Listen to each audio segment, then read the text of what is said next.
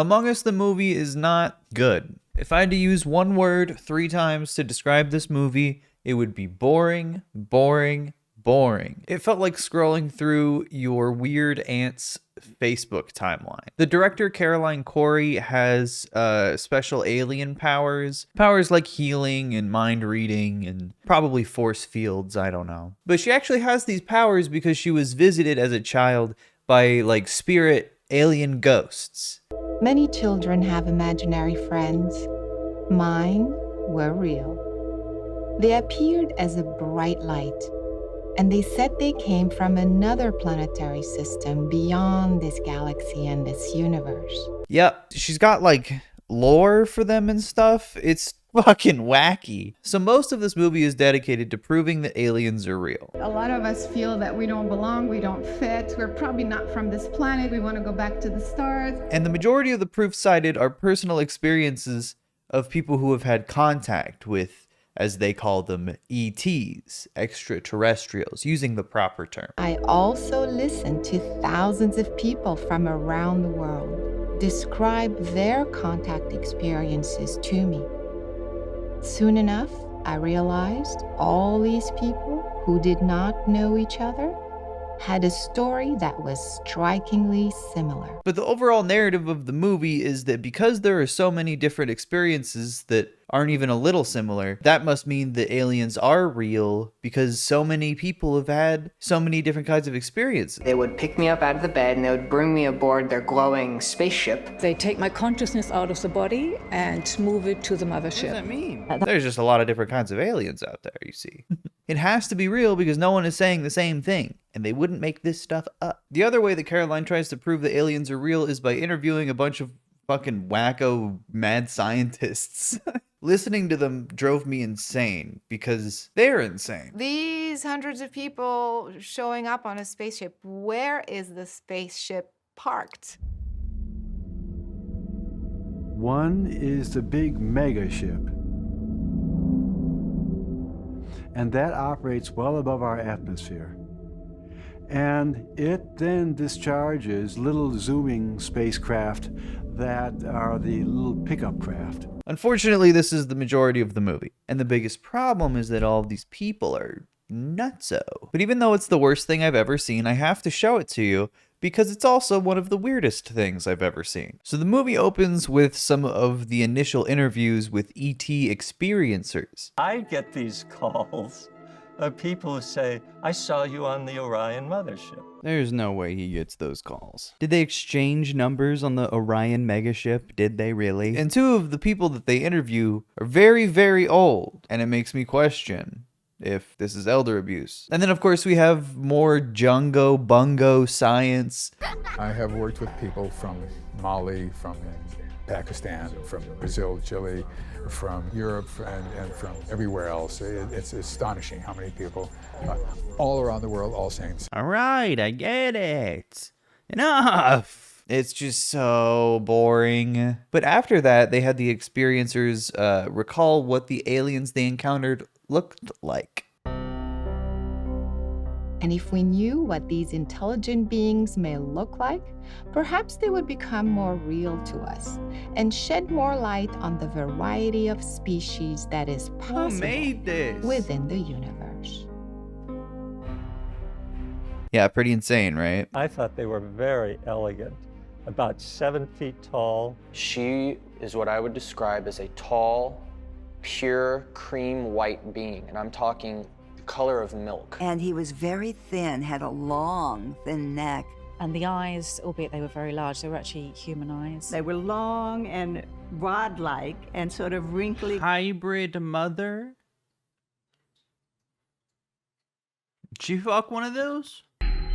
There are about 60 different types of beings that I've been aware of. Here in the United States, it's certainly... Dude, that's an Oblivion character. What is going on? And then they just start spitting lore that I feel like I'm behind on.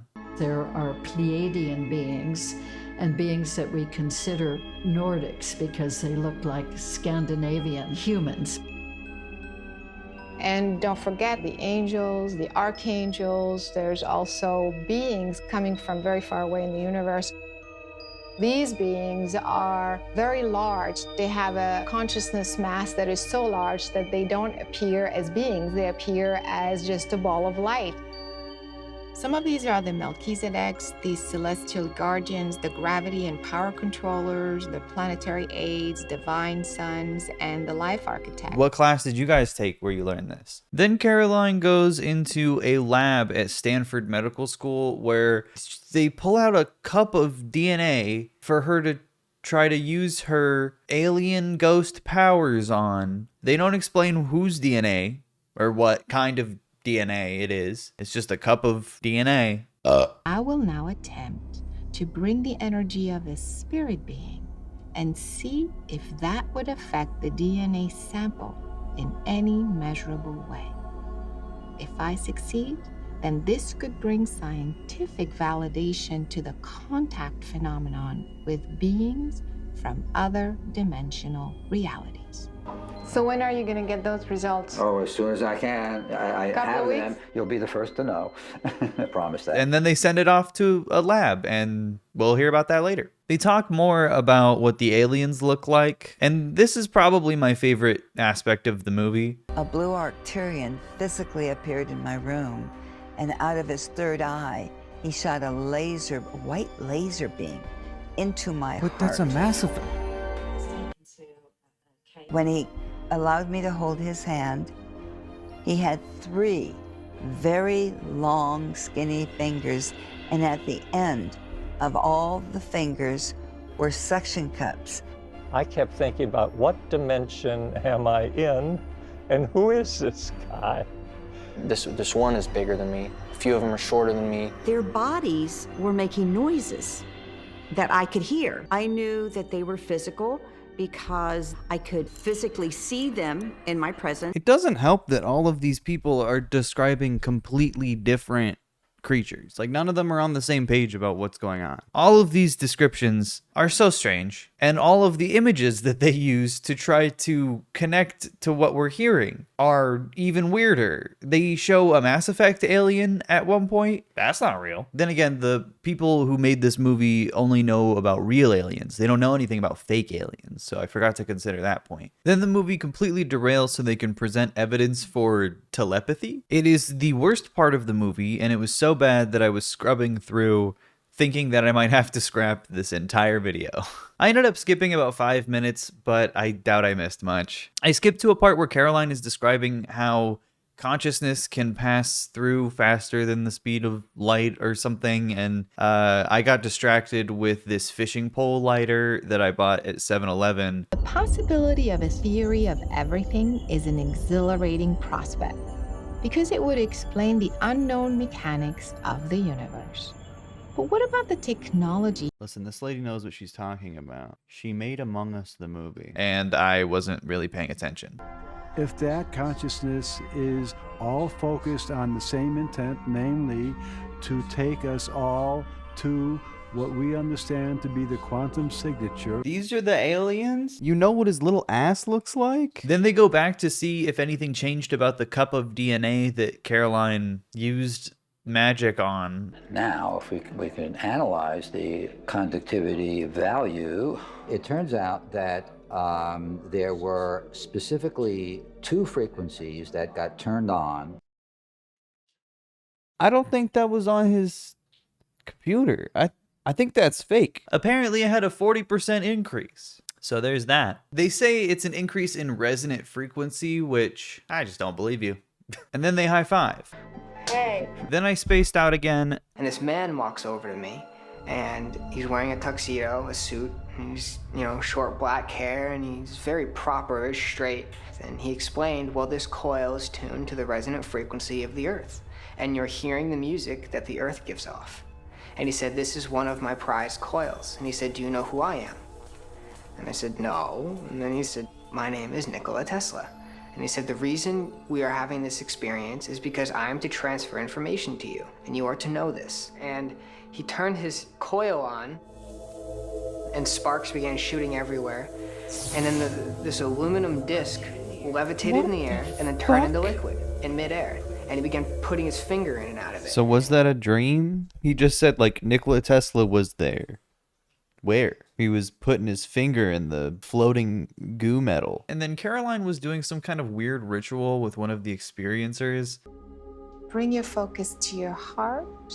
What do you sense? What do you feel? It's a massive object.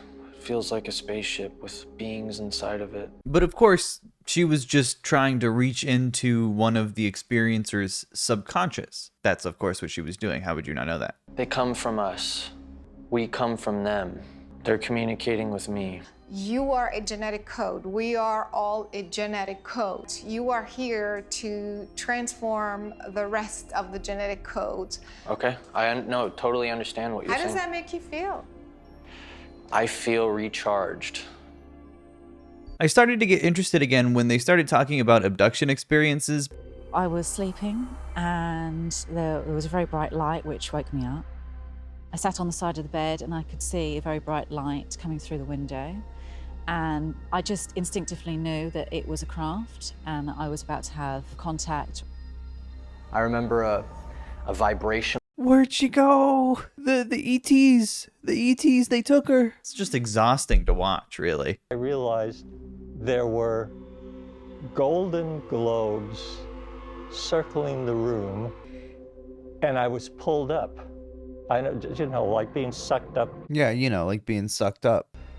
Well, I got up, stood up, looked around, and realized I was in a very circular room. And I thought, now, where am I now? This old man's just gone on the most insane adventure of a lifetime. The amount of tiny little minute details that they try to remember just makes it feel like they're lying directly to your face. They start talking about how many tables the ship had and all about the tables. Takes one of them out and takes him into a room with a table, or 2 tables, or 10 tables, depending on the size of the UFO, 100 tables. This huge room was filled with people. I was laying on a table, and I would describe the table as almost like a Greek marble. Enough about the tables. What are we talking about all these tables about? That is one of the least important pieces of information about an abduction story. Okay, so this next part of the movie is by far the most disturbing part. They start talking about genetic engineering and hybridization. I've been very aware of the hybrid beings that are created by the extraterrestrials combining with human beings. Sorry, combining? Which means aliens having sex with people. Some of them are very interested in reproducing hybrid life with human beings in various ways. How did these people know this? Who walked them through this process? The hybridization itself can happen in several different ways.